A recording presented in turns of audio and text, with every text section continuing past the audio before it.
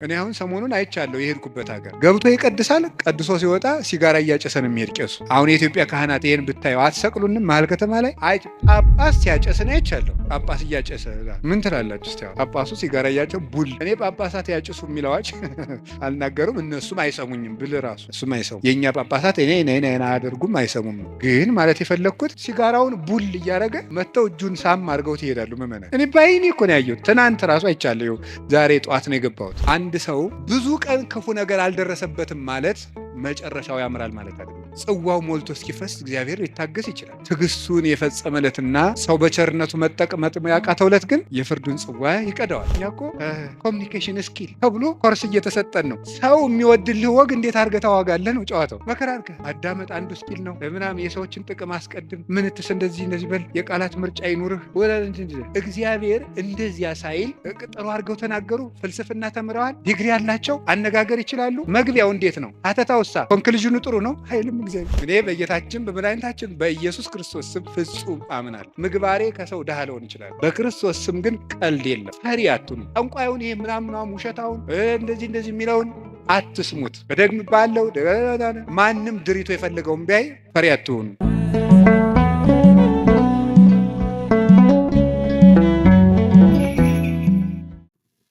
በስመ አብ ወወልድ ወመንፈስ ቅዱስ አሐዱ አምላክ። በስመ አብ ወወልድ ወመንፈስ ቅዱስ አሐዱ አምላክ። በስመ አብ ወወልድ ወመንፈስ ቅዱስ አሐዱ አምላክ አሜን። ይትባረክ እግዚአብሔር አምላከ አበዊነ ቅዱሳን ዘሰባህ ምህረቱ በላዕሌነ። ምህረቱን ቸርነቱን ይቅርታውን በሕይወታችን ላይ ያጸናልን የአባቶቻችን ፈጣሪ የእኛም ፈጣሪያችን እግዚአብሔር ላደረገልን በልቡናችን አስበን በአንደበታችን ተናግረን ስለማንፈጽመው ቸርነቱ ሁሉ ስሙ የተመሰገነ ይሁን። የእናታችን የቅድስት ድንግል ማርያም የቅዱስ መስቀሉ የቅዱሳን መላእክት የቅዱሳን ነቢያት የቅዱሳን ሐዋርያት የቅዱሳን ጻድቃን በረከታቸው ረድኤታቸው ከሁላችን ጋር ይሁን። የእግዚአብሔር ቤተሰቦች ሁላችሁ አሁን ዘመኑ በፈጠረው በማስተላለፊያ መንገድ በሌላም ቦታ ሁናችሁ የእግዚአብሔርን ቃል የምትሰሙ ምእመናን ሁላችሁም ክርስቶስ ተንሥአ እሙታን አሰሮ ለሰይጣን ሰላም ኮነ። ሰላምን የሰጠን አምላክ ክብር ምስጋና ይግባው።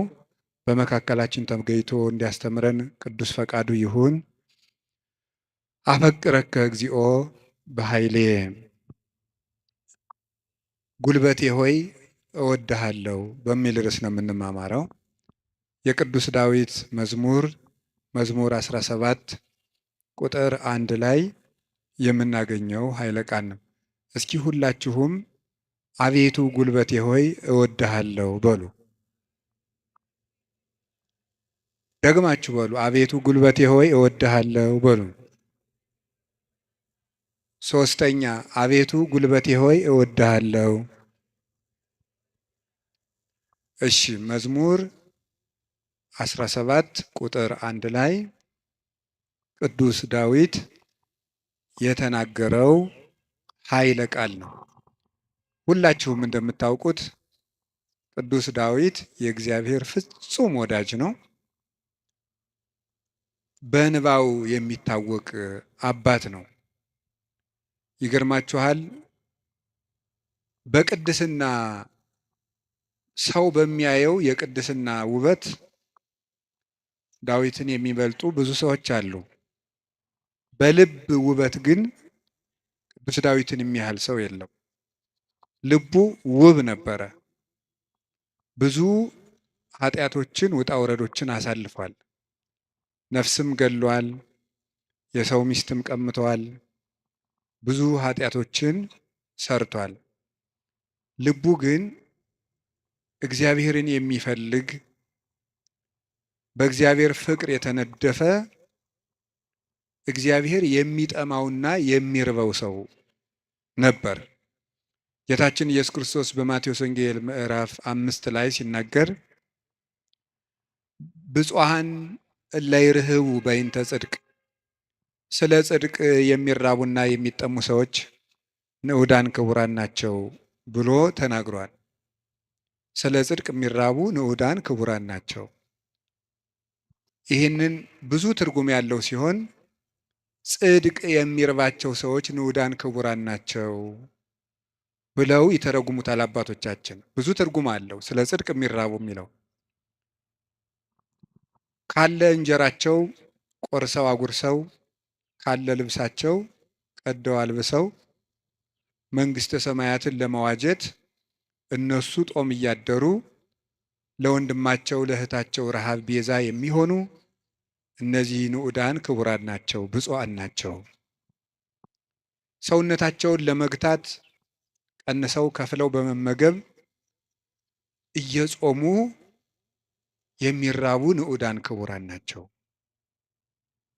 የእግዚአብሔርን ቃል እማር አስተምር ብለው የሚራቡ የሚጠሙ ንዑዳን ክቡራን ናቸው።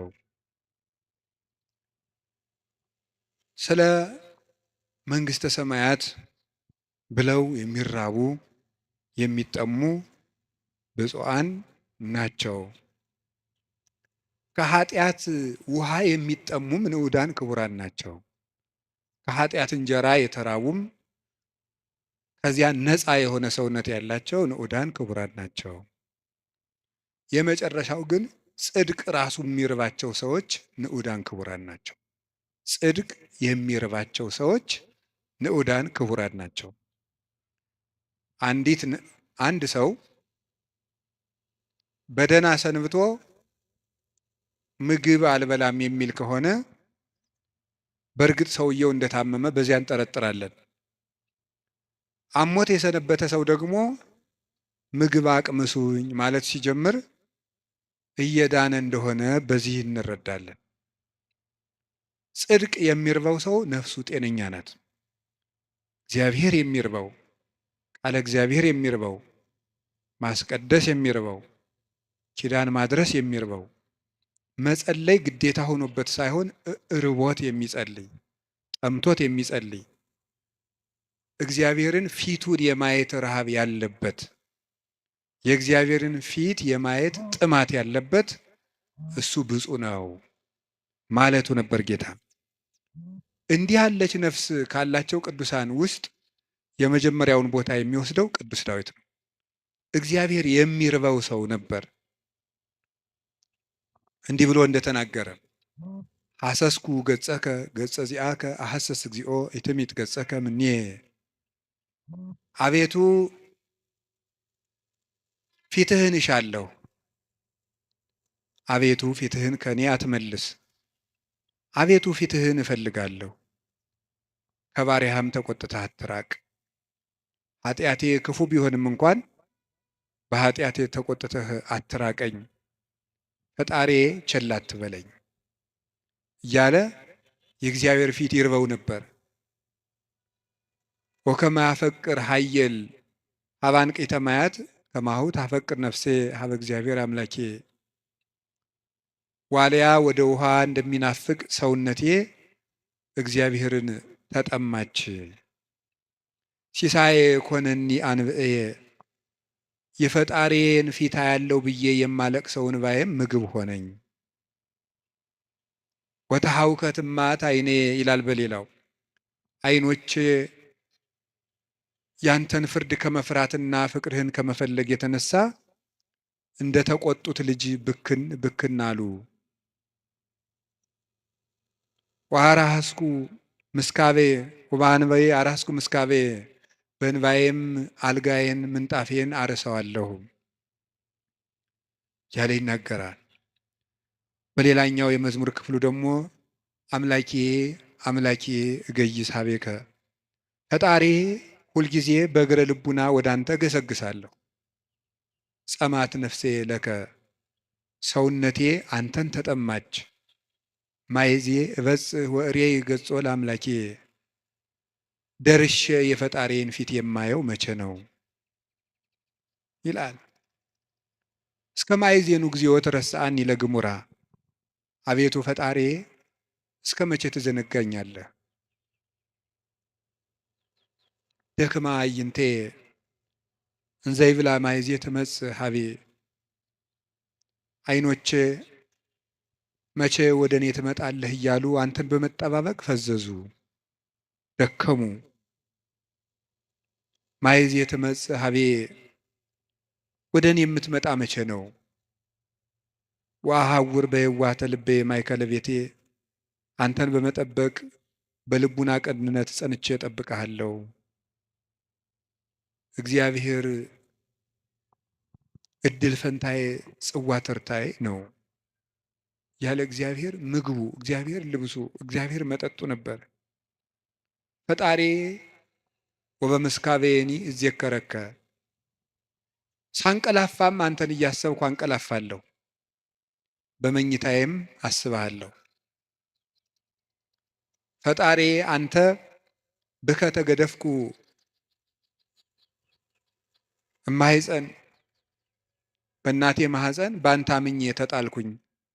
አንተ አምላኬ የምከርሳ አምላኬ፣ ፈጣሪ በእናቴ ማህፀን ሳለሁ አንተ አምላኬ ነህ። እናቴ የበላችው ተጭኖ የጠጣችው አንዝዞ እንዳይገለኝ የጠበቅከኝ፣ ከእናቴ ማህፀን ጀምሮ አባቴና እናቴ የእውነተኛ ረዳቴ መጠጊያዬ አንተ እግዚአብሔር ነህ። እግዚአብሔር ብርሃኔና መድኃኒቴ ነው። እግዚአብሔር ያበርሊተ፣ እግዚአብሔር ብርሃኔ መድኃኒቴ ነው። ምን ያስፈራኛል? እግዚአብሔር ምእመና ለሕይወቴ ወምንትኑ ያደነግጸኒ፣ እግዚአብሔር የሕይወቴ መታመኛዋ ነው። ምን ያስደነግጠኛል? እመኒ ሮዱን ይጸባይት ወመኒ ጸባአኒ ተአይን፣ እየፈራሃኒ ልቤ፣ ሀገር ተነስቶ በእኔ ላይ ቢከበኝ ልቤ አይደነግጥብኝም፣ በእግዚአብሔር እታመናለሁ እና። ወምስካየ ውእቱ አምላኩ ለያዕቆብ፣ የያዕቆብ ፈጣሪ መጠጊያችን ነው። ወበይንተ ዘይንፈርህ ለማድለቅለቀት ምድር ወለመኒ ፈለሶ አድባር ውስተ ልበ ባሕር። ስለዚህ ተራሮች እየተነሱ ወደ ባህር ልብ ቢወረወሩ እግዚአብሔር መጠጊያችን ነውና አንፈራም ያለ እግዚአብሔርን የቀመሰ ሰው ነበር ቅዱስ ዳዊት። ጣዕሙን ቅረቡ ሀቤሁ ያበር ለክሙ፣ ወደ እሱ ቅረቡ ብርሃነ ረድኤቱን ያበራላችኋል። ጣዕሙ ታይምሩ ከመሄር እግዚአብሔር፣ እግዚአብሔር ፍጹም ቸር እንደሆነ እመሱ። እግዚአብሔርን ከመውደዱ የተነሳ ቅዱስ ዳዊት አሐተ ሰአልክዎ ለእግዚአብሔር፣ እግዚአብሔርን አንዲት ነገር ለመልኩት፣ ወኪሐስስ እሷንም እሻለሁ። እግዚአብሔርን ደስ የሚያሰኘውን ነገር አውቅ ዘንድ በቤተ መቅደሱም አገለግለው ዘንድ። ቅዱስ ዳዊት እግዚአብሔርን ከመውደዱ የተነሳ ለእግዚአብሔር ልጅ ብቻ ሳይሆን ጉድፍ ሆኖ መጣልን ሳይቀር ይወድ ነበር። ጥቀ ፍቁር አብያቲከ እግዚኦ እግዚእ ኃያላን፣ ተፈሳሐት ነፍሴ በአፍቅሮ አይጻዳቲከ። የኃያላን መላእክት ፈጣሪ እግዚአብሔር ሆይ ማደሪያዎችህ ቤተ መቅደሶችህ እንደምን የተወደዱ ናቸው። ሰውነቴ ቤተ መቅደስን በመውደድ ደስ አላት። አብደርኩ እትገደፍ ውስተ ቤተ እግዚአብሔር ምንበር ውስተ ቤተ ኃጥአን፣ በኃጥአን ድንኳን ቤት አዳራሽ ተመችቶኝ ከሚኖር በእግዚአብሔር ቤት ብጣል እንኳ ደስ ይለኛል ይላል ቅዱስ ዳዊት። እግዚአብሔርን አመስግኖ የማያልቅበት ነው። በተስፋ ባሕቲትከ አኅደርከኒ፣ በአንተ አለኝታ አንተ ብቻ ባለኝታ አሳደርከኝ። በአንተ አምኜ እሰክም ወነውም፣ ዓይኖቼንም በአንተ አምኜ ከድናቸዋለሁ። ስነሳም አንተን አምኜ እነሳለሁ እያለ ልቡን በእግዚአብሔር የጣለ እግዚአብሔርን የሚወድ ሰው፣ የእግዚአብሔር ልብ የፈሰሰለት ሰው ነበረ። እንደ አባት ሲቆጣው ብክን ብሎ የሚደነግጥ፣ በፍቅሩ የተነደፈ ርኅሩህ፣ ጠላቶቹንም ስለ እግዚአብሔር ብሎ የሚወድ የጌታችን የኢየሱስ ክርስቶስ ወንጌል ምልክት የነበረ አባት ነው ቅዱስ ዳዊት። ለዚህ ነው የዳዊት መዝሙር በተዘመረበት አጋንንት የሚደነግጡት፣ ልብ ሰላም የሚያገኘው። ስለዚህ የተወደዳችሁ ምዕመናን በጨነቃችሁ ጊዜ መዝሙረ ዳዊትን በጣም ውደዱት። እኔ ማስተማር ከጀመርኩ ጀምሮ ስለ መዝሙረ ዳዊት ነው የምናገረው። ልክ እናንተ እንደምትጨነቁት እኛም እኮ ይጨንቀናል። እኛም የምንጨነቅበት ጊዜ አለ። እናንተ ኃጢአት እንደምትሰሩ እኛም እንሰራለን። በተጨነቅን ጊዜ ግን የምናርፈው ከዳዊት መዝሙር አንዱን በመዘመር ነው። እንዲያውም እናንተ ጥሩዎች ናችሁ፣ እድለኞች ናችሁ። እናንተ ቢጨንቃችሁ ወደ አንድ ቄስ ሄዳችሁ ትናዘዛላችሁ። ቄስ ሲጨንቀው ግን ወደ ማን ይሄዳል? ጳጳሱ ቢጨንቃቸው ከፓትርያርኩ ይሄዳሉ። ፓትርያርኩ ቢጨንቃቸው የት ይሄዳሉ? በወንበር መቀመጥ ዕዳ ነው። አባት መሆን ሌላውን አጽናንቶ ራስ መጽናኛ ደግሞ ይቸግራል። የዚያን ጊዜ መጽናኛ የቅዱስ ዳዊት መዝሙር ነው እና ያልሆነ ሰው ስልክ ቢደውልላችሁ ማለት ሰው ስልክ ደውሎ ቢያስፈራራችሁ፣ ሰው በስልክ ቢሰድባችሁ፣ ያመናችሁት ቢከዳችሁ፣ አደጋ ወደ እናንተ እየመጣ እንደሆነ ብትሰሙ ከዳዊት መዝሙር አንድ አውጥታችሁ አንብቡ። እዚህ የመጣችሁት ለሕክምና ነው እንጂ እንደ አሬዎስፋጎስ አደባባይ የሚባል አለ ግሪክ ውስጥ። ዛሬ ምን አዲስ ፍልስፍና ይነገር ይሆን ተብሎ ህዝቡ ሁሉ አዲስ ወሬ ለማዳመጥ የሚሄድበት ነው። ስለዚህ መምህር ገሌ ምን ይሰብክ ይሆን ብላችሁ መቼስ አልመጣችሁም። ከብዙ ስራችሁ ከጠበበ ሰዓታችሁ ምናልባትም አንዳንዶቻችሁ ለመኖር ከተቸገራችሁበት ሳንቲማችሁ በታክሲ አውጥታችሁ ነው የምትመጡት። የኔን እረዳለሁ። እኔ አንዳንድ ጊዜ የገጠር ሰው ያሳዝነኛል፣ አንዳንድ ጊዜ የከተማ ሰው ያሳዝነኛል። የገጠር ሰው የሚያሳዝነኝ በሚያሳዝንበት ነው፣ ለእነሱ ነግራቸዋለሁ። የከተማ ሰው አንዳንድ ጊዜ የሚያሳዝነኝ ደግሞ በተለይ ታክሲ የሚሰለፍ ሰው ያሳዝነኛል። እውነቴን አይደል ነግራቸው፣ አልዋሽም። ሰው ሲሰራ ውሎ በቤቱ ለመግባት ደግሞ ታክሲ ተሰልፎ ብር ይዞም ለካ ደግሞ መሄድ ያቅታል። ወረፋው ደግሞ 1 ሰዓት 2 ሰዓት ደግሞ ይፈጃል። እንደገና ሄዶ ምን ብሎ ታክሲውም ተወዷል አሉ። ከዚያችሁ ግን ይሄ በታምር ነው ሰው የሚኖረው፣ በታምር ነው። ካልሰረቃችሁ በቀር በታምር ነው እየኖራችሁ ያላችሁ፣ አንዳንዱን ማለት ነው።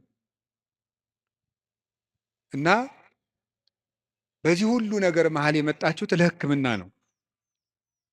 ሊታከም የሄደ ሰው የታዘዘለትን መድኃኒት ሲውጥ ነው ድህነት የሚያገኘው። አሁን የምነግራችሁን ነገር አድርጉት፣ እረፍት ታገኛላችሁ።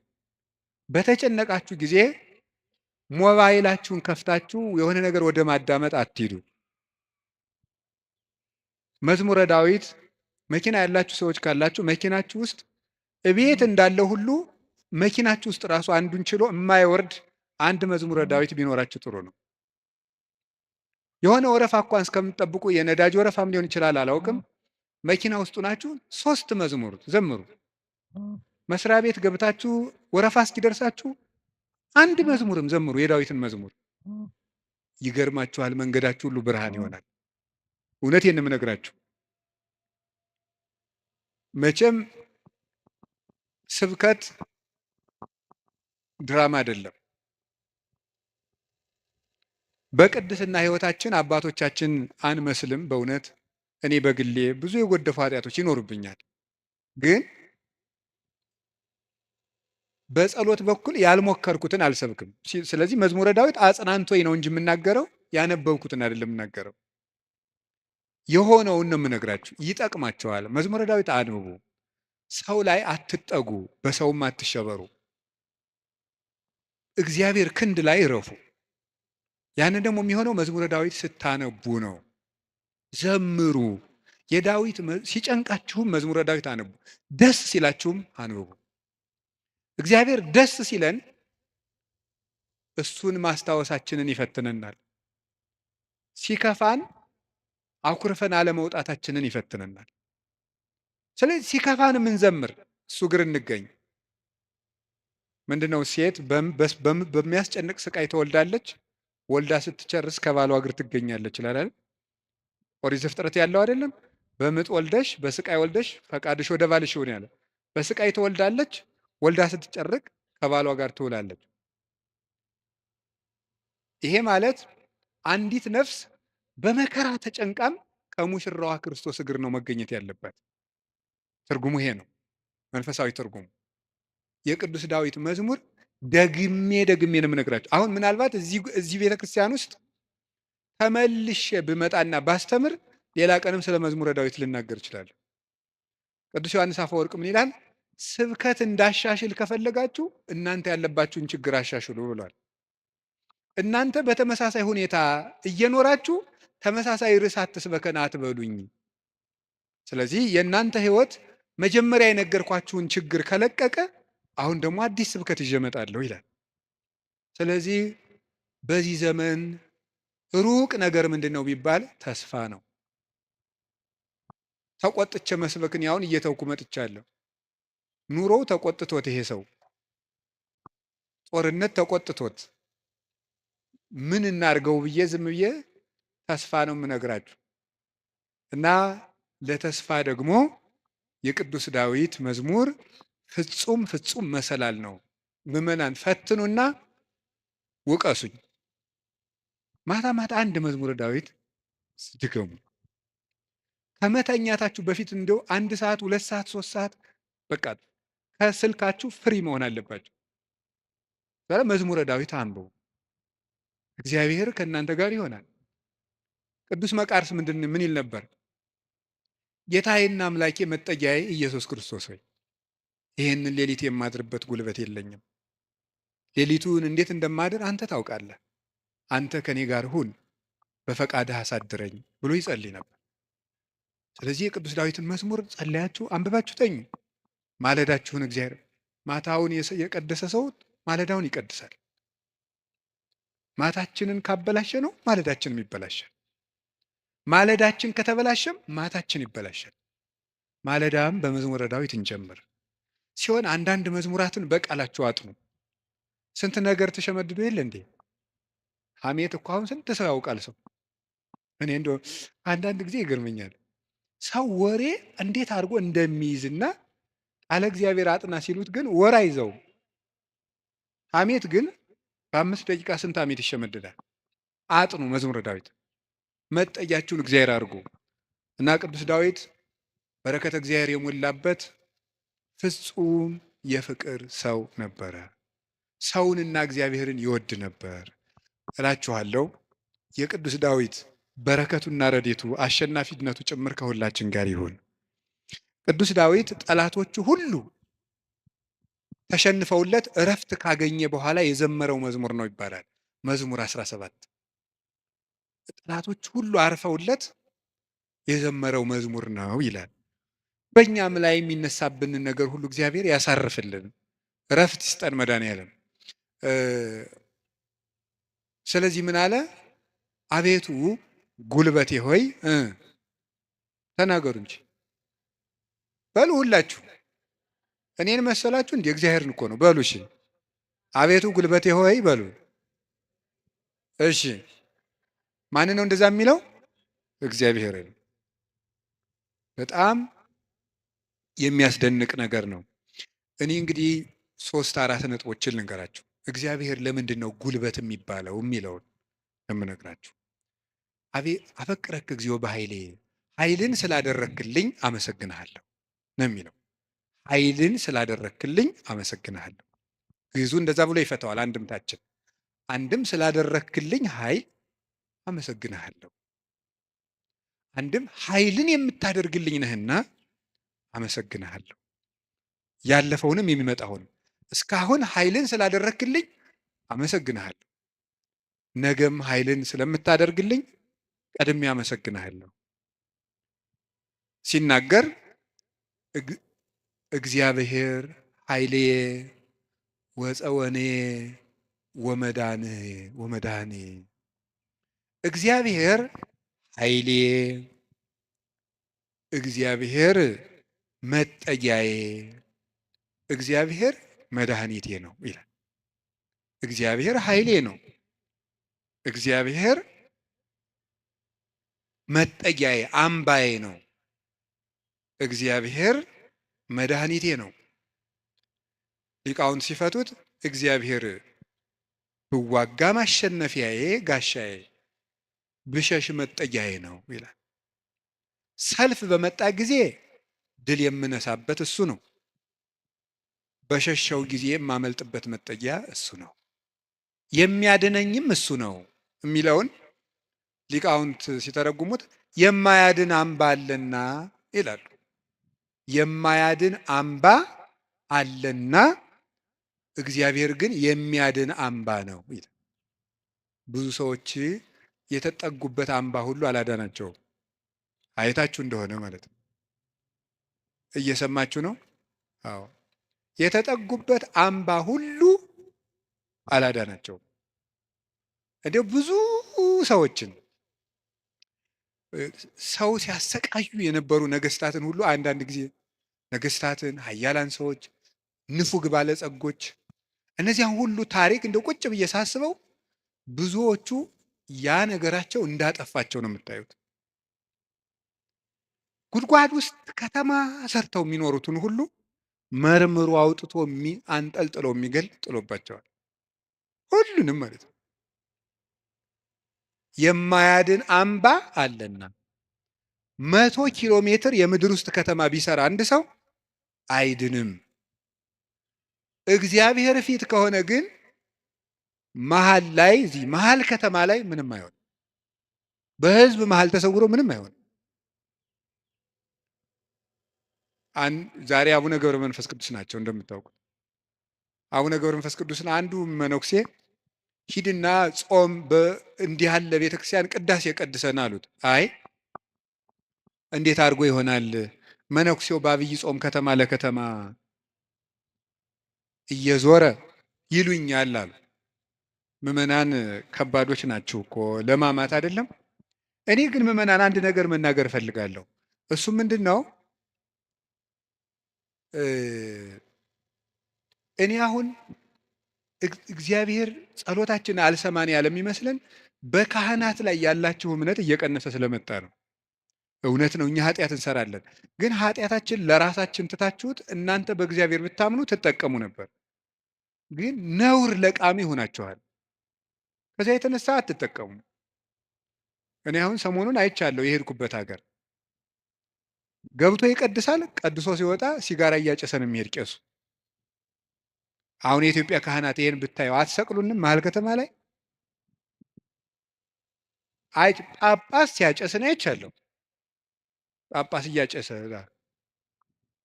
ምን ትላላችሁ እስቲ? አሁን ጳጳሱ ሲጋራ እያጨው ቡል እኔ ጳጳሳት ያጭሱ የሚል አዋጅ አልናገሩም፣ እነሱም አይሰሙኝም ብል ራሱ እሱም አይሰሙም። የእኛ ጳጳሳት እኔ አያደርጉም፣ አይሰሙም። ግን ማለት የፈለግኩት ሲጋራውን ቡል እያደረገ መጥተው እጁን ሳም አድርገውት ይሄዳሉ ምዕመናን። እኔ በዓይኔ እኮ ነው ያየሁት። ትናንት ራሱ አይቻለሁ። ዛሬ ጠዋት ነው የገባሁት። እነሱ እንደዛ ነው የሚያደርጉት። እግዚአብሔር ጋር እንጂ ሰው ነውር ላይ አይደለም የሚንጠለጠሉት። ጉልበታችን መምጣት ያለበት ወደ እግዚአብሔር ነው። እንድንጠቀም መጠጊያ ማድረግ ያለብን እግዚአብሔርን ነው። የዘመን ጉዳይ እንጂ ማንም ሰው ከእግዚአብሔር ተለይቶ የተጠጋበት አምባ ሁሉ አይረባውም፣ አይጠቅመውም። ከእግዚአብሔር የተጠጋ ግን ይኸው ኤልዛቤልን ታውቋታላችሁ አይደለም?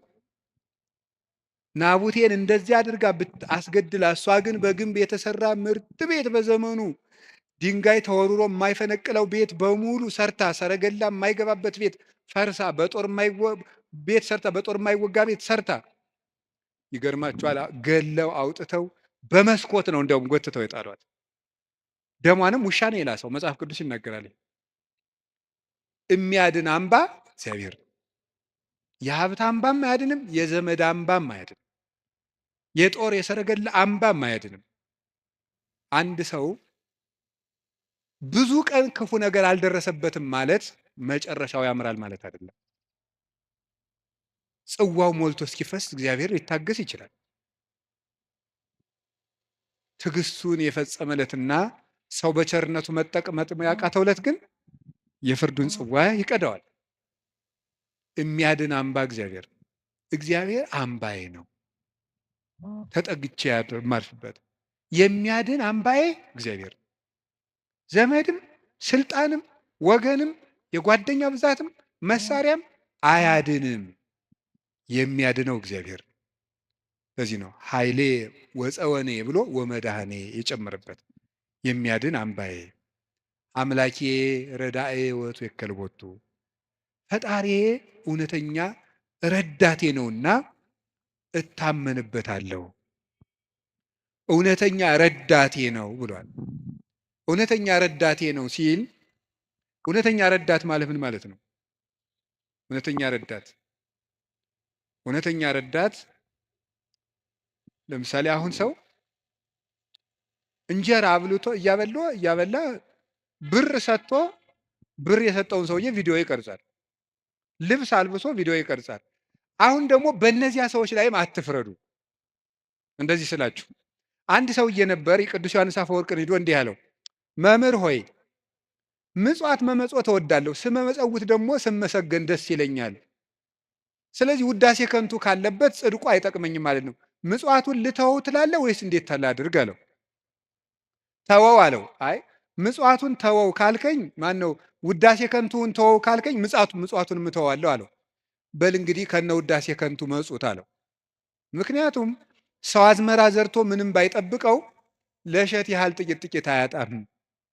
አንተም ከነ ውዳሴ ከንቱ ስጥ ዝም ብለህ እግዚአብሔር በረዴቱ ዋጋ አይነሳህም አለ።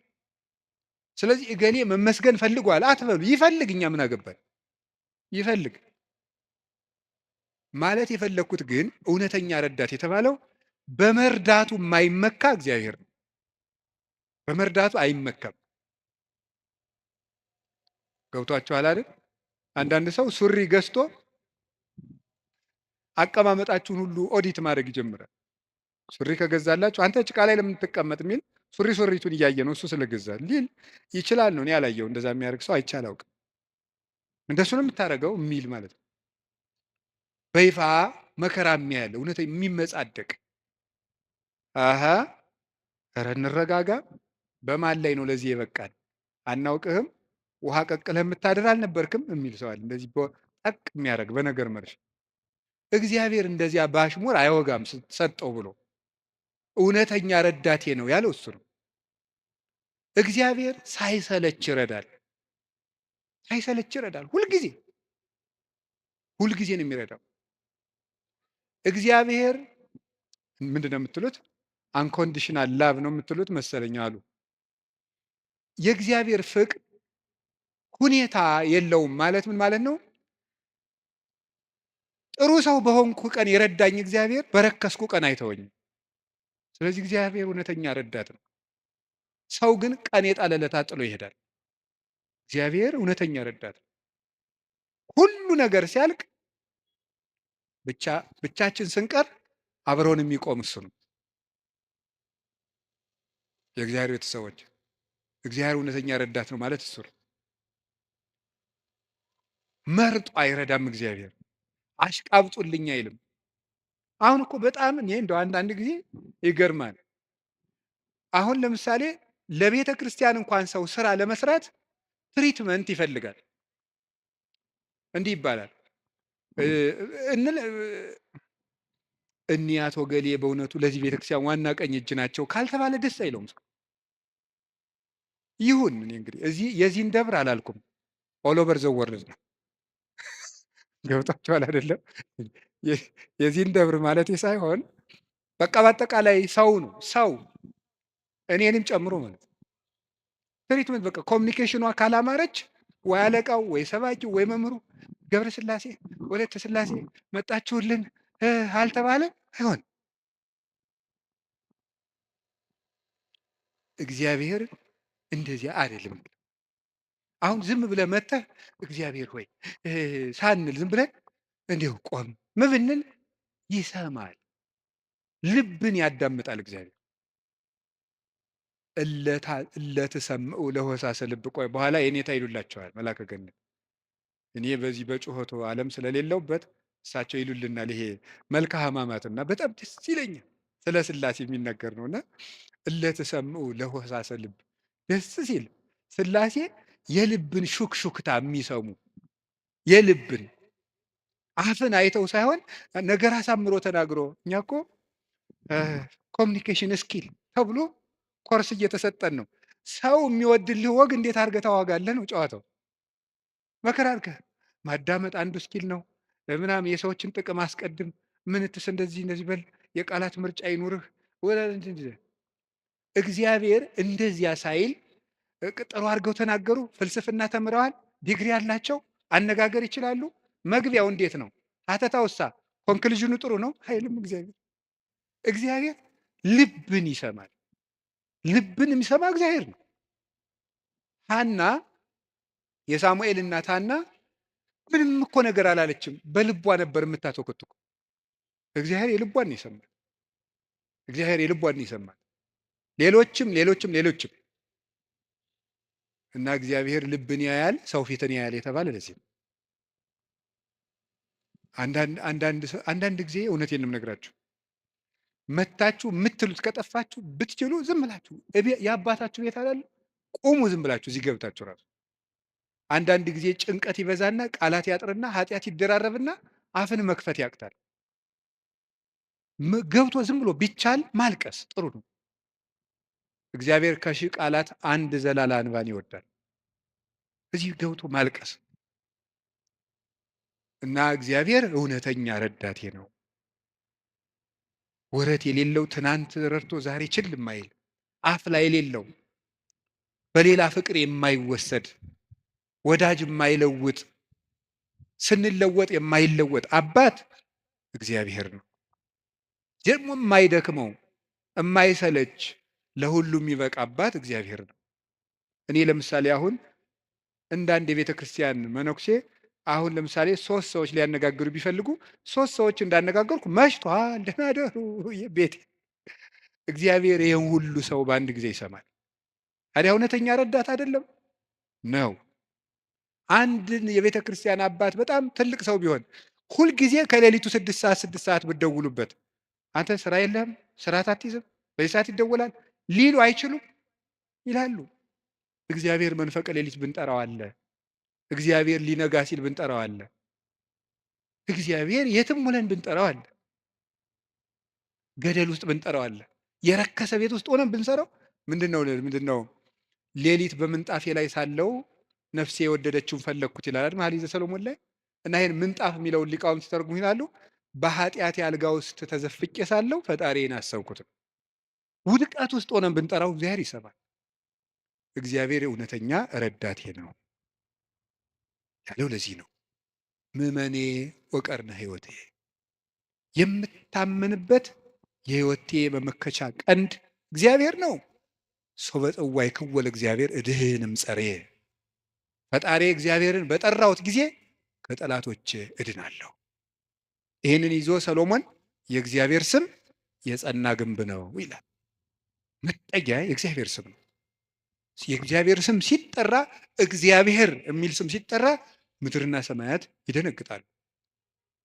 ኢየሱስ የሚል ስም ሲጠራ ምድርና ሰማያት ይደነግጣሉ። ፊልጵስዩስ ምዕራፍ 2 ላይ አለላችሁ ከመለስሙ ለእግዚእነ ኢየሱስ ክርስቶስ ይስግድ ኩሉ ብርክ ዘውስተ ሰማይ ወዘውስተ ምድር ወዘበታሕቲ ያለ ምድር።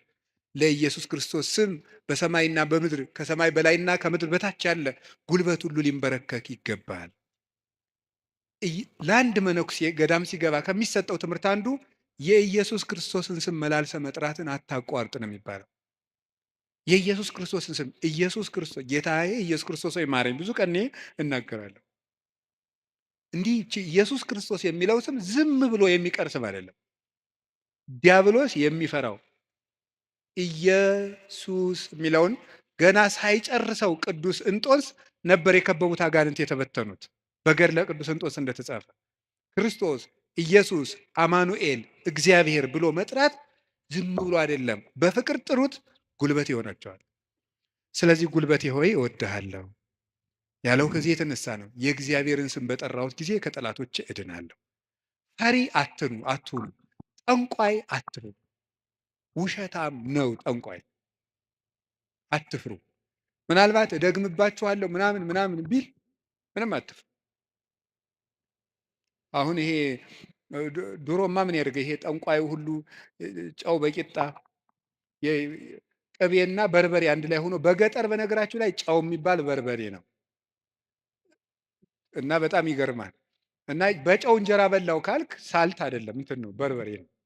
እና በጨውና በቅቤ ተቀብቶ ቂጣ ያንን ያዞሩና አጋንንቱ ምናምን ብለው ደጋሞ ቱቱቱቱ ብለው መንገድ ላይ በቃ እያማተበ መብላት ቄስ ተማሪ ተመስገን እያሉ በስመ አብ ወወልድ ወመንፈስ ቅዱስ ግጥም አድርጎ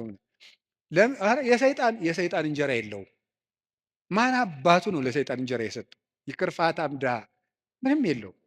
ማምላክ ሰይጣን ደግሞ የት አባቱ ነው እንጀራ ያለው? ደግሞ እሱ መቼ የቆፈረውን መቼ የፈጠረውን እንጀራ ነው።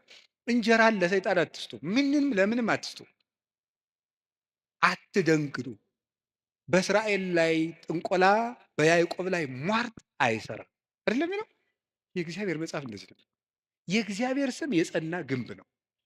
እኔ ሁልጊዜ እናገራለሁ። የካህናት ስልጠና ስሰጥም እናገራለሁ። ምናልባት ድግምት የሚችል ሰው ካለ ጀግና እለዋለሁ፣ ይድገምብኝ ብዬ አውቃለሁ። አሁንም ይቻላል። እንደ ወንድ የሆነ ጀግና በዓለም አለ የተባለ ጠንቋይ ይድገምብኝ ብዬ አውቃለሁ። ይኸው አሁንም የምትሰሙ ካላችሁ ድገሙብኝ። እኔ በጌታችን በመድኃኒታችን በኢየሱስ ክርስቶስ ስም ፍጹም አምናለሁ። ምግባሬ ከሰው ድሃ ልሆን ይችላል። በክርስቶስ ስም ግን ቀልድ የለም። ስሙን በስመ አብ ወወልድ ወመንፈስ ቅዱስ በጠራሁት ጊዜ ውዬ ባድር አንዳች እንደማይዞረኝ አምናለሁ። እውነቴን ልነግራችሁ አሁን እኔ ሰው በጫማ ይደገምበታል በምናምን ይችላል። እኔ ጫማዬን ትቼው ነው የምመጣ፣ ውጭ ትቼው ነው የምገባ። መድገም ይቻላል። 4 ነጥብ። ምንም አልሆነም። እናቱ ድንግል ማርያም ለእኔ መጠጊያዬ ናት። በእናትነቷ ምንም ቢሆን ከእሷ አቅፍ እጠጋለሁ። እንደዛ ከሆነ ደግሞ ምንም ልሆን አልችልም። ስለዚህ አባ ጊዮርጊስ የተናገረው ሁልጊዜ የምወደው ቃል አለኝ። ለመኮነ ሰማይ መድሄ ወምድርኒ ማይረጸ እመተጣበቁ ለሐሪጾቴ ምንተ እንከ ይረስዩኒ ለማ አንቲ ምስሌ። ሰማይ መጅ ምድር ወፍጮ ሆነው አጣብቀው ቢፈጩኝ አንቺ ከኔ ጋር ከሆንሽ ምን እሆናለሁ? ኦ እግዝእቴ ቅድስት ድንግል ማርያም ዘበዕብራይስጢ ማርያም፣ በዕብራይስጢ ማርያም የምትባይ እመቤቴ ቅድስት ድንግል ማርያም ሆይ ለመወልድኪ አፍቀረኒ መኑ ይጸልአኒ። ልጅሽ ከወደደኝ ማን ይጠላኛል? ፀሐይ ይሴብሐኒ ወወር ይባርከኒ ወከዋክብት ይቀድሱኒ። ልጅሽ ከወደደኝ ፀሐይ ይዘምርልኛል፣ ጨረቃም ያመሰግነኛል፣ ከዋክብት ይዘምሩልኛል። በእኔ ላይ ማንም በጠላትነት መነሳት አይችልም ይላል አባ ጊዮርጊስ። ልጅሽ ከጠላኝ ግን ማን ይወደኛል ብሏል። ሰውን ልላችሁ የፈለግኩት ፈሪ አትኑ። ጠንቋዩን ይሄ ምናምን ውሸታውን እንደዚህ የሚለውን አትስሙት። በደግም ባለው ማንም ድሪቶ የፈለገውን ቢያይ ፈሪ አትሆኑ። በሙሉ ልቤ የማምነውን ኢየሱስ ክርስቶስን እንዲህ ይናገራለሁ፣ እውነቴንም ነው። ስለዚህ እግዚአብሔር የምዋጋበት የደህንነት ቀንድ በሬ በቀንዱ እንደሚጠበቀው እኔ በእግዚአብሔር ተጠብቄ እኖራለሁ ይላል ቅዱስ ዳዊት። እግዚአብሔር ሁላችንንም ይጠብቀን፣ ከሌሊት ከሚሰብር በቀን ከሚወርጅ ያድነን መድኃኔዓለም። ሁላችን በሰላም ወጥተን እንድንገባ ይፍቀድልን። ስለዚህ ጉልበቴ ሆይ በሉ እስኪ ምን አላችሁኝ? በሉ እንጂ። ስለዚህ ጉልበቴ ማለት ኃይሌ ማለት ነው። አሁን ትንሽ ነገር ስለዚህ ተናግሬ ትምህርቴን ለመቋጨት ልሞክር። ኃይል፣ በዚህ ዓለም ላይ ኃይል የሚባሉ ብዙ ነገሮች አሉ። የኤሌክትሪክ ኃይል አለ፣ የፊዚክስ ኃይል አለ፣ ሌላም ብዙ ኃይል አለ። እነዚያን ኃይሎች እዛው ትቻቸው፣ ግን በዚህ ደግሞ በማህበራዊ ኃይል በሚባለው ደግሞ ጥሩ ኃይሎች አሉ። እነሱ ኃይሎች ሶሻል ፓወርስ የሚባሉት እዛ ውስጥ ምን አለ? ለምሳሌ የመጀመሪያው እና አንዱ ኃይል የሚባለው የሞራል ፓወር የሚባል አለ። ሞራል ፓወር ማለት የስነ ምግባር ኃይል ማለት ነው። የስነ ምግባር ኃይል የሚባለው ሁለት ይከፈላል። የመጀመሪያው አርአያነት ይባላል። አርአያነት ብዙ ከሚናገር አንድ ድርጊት ያለው ሰው ዓለምን ይመልሳል። እንግዲህ በዚህ በፔዳጎጂ ትምህርት አዲስ አበባ ዩኒቨርሲቲ ያሳተመው አንድ መጽሐፍ ላይ እኔም አንብቤያለሁ። ሰዎች በመማር ማስተማር ሂደት ውስጥ መጀመሪያ የሚያስታውሱት ያዩትን ነው። መጀመሪያ ያዩትን ነው። መስማት መጨረሻ ላይ ነው። ወይም በተግባር አራቱን ባስቀምጠላችሁ ሰው የሚያስታውሰው መጀመሪያ ያደረገውን ነው። ቀጥሎ የተናገረውን ነው። ሶስተኛ ያየውን ነው። አራተኛ የመጨረሻ ደረጃ የሚወጣው ሰው የሚያስታውሰው የሰማውን ነው። ከዝቅተኛ ወደ ከፍተኛ በወስዳችሁ ደግሞ ሰው የሚያስታውሰው የሰማው ነው። በዝቅተኛ ደረጃ የሚያስታውሰው የሰማውን ነው። ቀጥሎ ከሰማው ይልቅ ያየውን አይረሳም። ካየው ይልቅ የተናገረውን አይረሳም። ከተናገረው ይልቅ ያደረገውን አይረሳም የሰው ልጅ። ስለዚህ ሰውን ብዙ ከምትነግረው አሳየውን። አርአያነት ገዢ ነው እና በዓለም ላይ ትልቅ ተጽዕኖ አሳዳሪ ሀያላን ሰዎች የሚባሉት የሚያደርጉ ሰዎች ናቸው። በአርአያነት የሚያደርጉ የሚያስገድዱ ሰዎች ለጥቂት ቀን ሰው ፈርቶ ያገለግላቸዋል። አርአያ የሚሆኑ ሰዎች ግን የሰውን ልብ ሳይዋጉ ይገዛሉ ይባላል። አርአያ የሚሆኑ ሰዎች ዓለሙ ሁሉ ለምሳሌ አንድ ነገር እንገራችሁ። ቅዱስ እንጦንስን ታውቁታላችሁ አይደለም? ቅዱስ እንጦንስ ግብፅ ሲገባ አንድ መነኩሴ ነው። አሁን በኢትዮጵያ ብቻ ስንት አንድ 2000 3000 ገዳማት አይኖር? ኢትዮጵያ ብቻ ለምሳሌ እኔ የምኖርበት ገዳም ብቻ 300 መነኩሴ አለ። ስለዚህ ምን ማለት ነው? ተመልከታችሁ። አንድ እንጦንስ አልተዋጋም። የፈላስፎች የንግግር ጥበብ የለውም። ስብከት አልሰበከም። በኑሮው ግን የግሪክ ፈላስፎችን ሁሉ ወደ በረሃ እየጠራ መነኩሴ ያደረጋቸው። የአርአያነት ኃይል ከንግግር ኃይልም ከጦርነት ኃይልም ይበልጣል ይባላል። በዛውም እንግዲህ ቢሮ የምትሰሩ ሰዎች ካላችሁ ሰውን ከምትቀጡት ይልቅ አርአያ ብትሆኑት ሰው ሁሉ ይገዛላችኋል ነው። ሰዓት የማታከብሪ ወዮልሽ፣ ሰዓት የማታከብር ወዮልህ ከማለት እርስዎ ሰዓት ቢያከብሩ ሰው ሁሉ ሰዓት ያከብራል እንደ ማለት ያለ ነው። አንድ ሁለተኛ ደግሞ ሪኒዋል ፓወር የሚባለው የመታደስ ኃይል ነው፣ ወይም የንስሐ ኃይል ነው። ኃይል የሚባለው ንስሐ ገብቶ የመለወጥ ኃይል።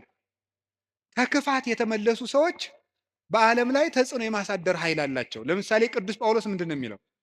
ዘአነ ቀዳሚሆሙ ለኃጥአን አይደል የሚለው? እኔ መጀመሪያቸው የምሆን ኃጥአንን ከኔ ጀምሮ የእግዚአብሔር ፈቃድ ለሰዎች ሁሉ እንዲድኑ ነው ነበር ያለው። ስለዚህ ንስሐ የገቡ ሰዎች በዓለም ላይ ተጽዕኖ ይፈጥራሉ። ቅዱስ ጳውሎስ የመጀመሪያው፣ ቅዱስ ጴጥሮስ፣ ማርያም ግብፃዊት፣ ሙሴ ጸሊም የግብፅ ገዳማትን በሙሉ መዓዛው በሙሉ ያወዳል። ቅዱስ ዳዊት የንስሐ ሰው ነው። ሰሎሞን የንስሐ ሰው ነው። ንስሐ የገቡ ሰዎች ኃይል አላቸው። እግዚአብሔር እንዲያውም እንደተነሳ ያን የሚወደው የለም።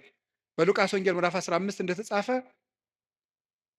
ካልበደሉ ጻድቃን ከ99 ነገደ መላእክት ይልቅ ንስሐ በሚገባ አንድ ኃጢአተኛ በሰማይ መላእክት ደስታ ይደረጋል ተብሎ እንደተጻፈ። ስለዚህ ንስሐ ኃይል አለው፣ ኃይል አለው።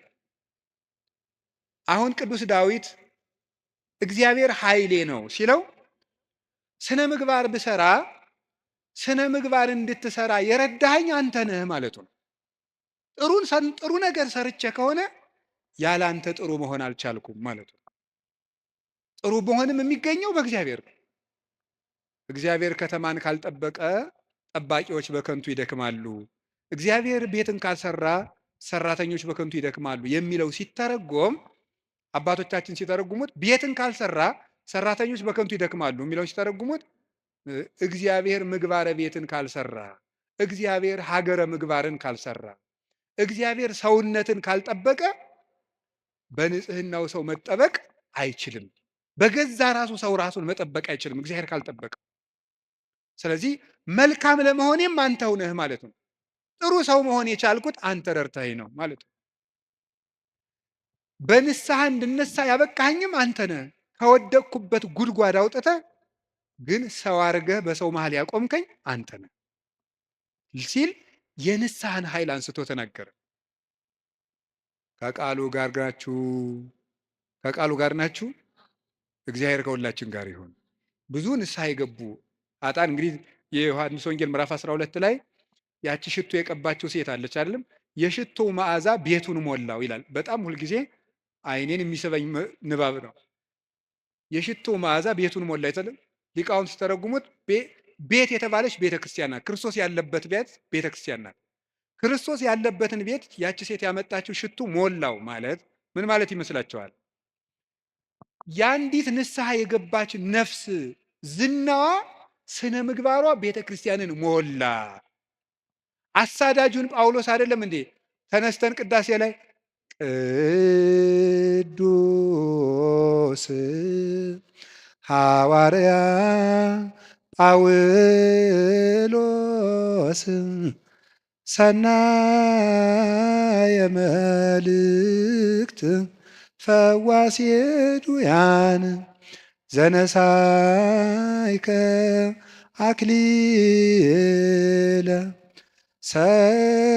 ሰአል ወጸሊ በእንቲአነ ያድኅን ነፍሳተነ በብዛ ሳህሉ ወምሕረቱ በእንተ ስሙ ቅዱስ የሚባለው እኮ አሳዳጁ ጳውሎስ ነው። የዚያች ሴት ሽቶ ቤቱን ሞላው ማለት ንስሐ የገባች ነፍስ መዓዛ ቤተ ክርስቲያንን ይሞላል። ተዘከረነ ሳይባል ቅዳሴ ተቀድሶ ያውቃል? ሰምታችኋል? ይቀደሳል ነው አትሰሙ? ተዘከረነ ሳይባል ቅዳሴ ያልቃል? ስለዚህ የዚህ ወንበዴ መዓዛ ቤተ ክርስቲያንን አልሞላትም? ሞልቷታል፣ ሞልቷታል። በቀኝ በከመ ተዘከርኮ ለፈያታዊ ዘየማን በቀኝ የተሰቀለውን ወንበዴ እንዳሰብከው እኔንም አስበኝ። ሁልጊዜ የዚህ ወንበዴ መዓዛ ቤተ ክርስቲያንን ሞላት፣ ክርስቶስን ስለለበሰ። አዲያ ወንበዴን መልሶ በቤተ ክርስቲያን ዓመት ሙሉ ስሙ እንዲጠራ ላደረገ አምላክ አቤቱ ጉልበቴ ሆይ ንገሩኝ እወድሃለሁ መባል ይገባዋል።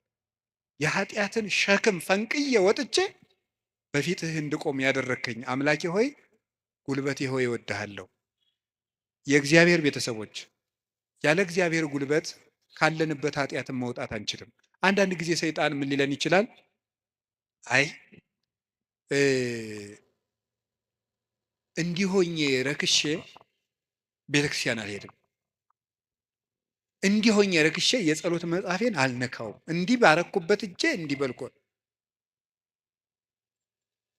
እንዲሁ ይገርማቸዋል እኮ ጸሎተኛ ለመሆን ምን ያስፈልጋል ቢሏቸው አንድ አባት መጸለይ አሏቸዋል። ጸሎተኛ ለመሆን መፍትሄው ምንድን ነው? ንገሩኝ እንጂ መጸለይ ነው። ወደ እግዚአብሔር ቤት ለመምጣት መፍትሄው ምንድን ነው? ወደ እግዚአብሔር ቤት መምጣት በሉ እንጂ ንገሩኝ እንጂ ወደ እግዚአብሔር ቤት ለመምጣት መፍትሄው ምንድን ነው? ጥሩ ሰው ለመሆን መፍትሄው ምንድን ነው? ከነ ክፋታችን መምጣት። ምክንያቱሳ የዮሐንስ ወንጌል ምዕራፍ 7 ላይ ጌታ ምን ብሎ ነግሮናል? እኔ ውሃ ነኝ። እስኪ ውሃ በሉ። የተጠማ ቢኖር ወደ እኔ ይምጣ ሲል እኔ ምንድን ነኝ ማለቱ ነው። ስለዚህ ወደ ወንዝ የሚሄድ ንጹህ ሰው ነው ያደፈ ሰው ነው? ንገሩኝ። ያደፈ ሰው ነው። እንዲያውም ካደፍን ነው ቤተክርስቲያን መምጣት ያለብን። ልንነጻ ነው የምንመጣው። ውሃ የሚቀዳ የተጠማ ሰው ነው? ጠጥቶ የጨረሰ ሰው ነው? የተጠማ ሰው። እንግዲያውስ ክርስቶስ ለእኛ ለተጠማ ነው ያስፈልገን። ለደረቀ ዛፍ ውሃ እንደምናጠጣው እንዳይደርቅ እንደምናጠጣው ደረቅ ለሆነችው በረሃ ለሆነችው ነፍሳችን የሕይወት ውሃ ክርስቶስ ያስፈልገናል። ፍሬ ቢስ ለሆነው ቅጠል ብቻ ለሆነው ሰውነታችን የሕይወት ውሃ ክርስቶስ ያስፈልገናል። መምጣት የሚያስፈልገን ለእኛ ነው። ጉልበቴ ሆይ እወድሃለሁ የምንለው በእግዚአብሔር ጉልበት እንጂ ሰው በጥረቱ ብቻ ከኃጢአት ሊወጣ አይችልም። ምዕመናን እንደዛ ነው የምነግራችሁ።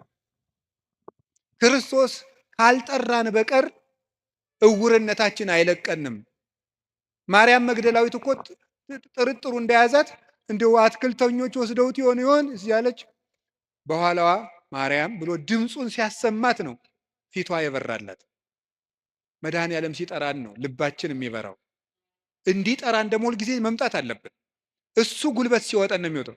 ቅዱስ ጴጥሮስ ወደ ውሃው ሲሰጥም አቤቱ እንዳልሰጥም አድነኝ አለው። ጌታ እጁን ሲልክለት ምዝዝ ብሎ ወጣ።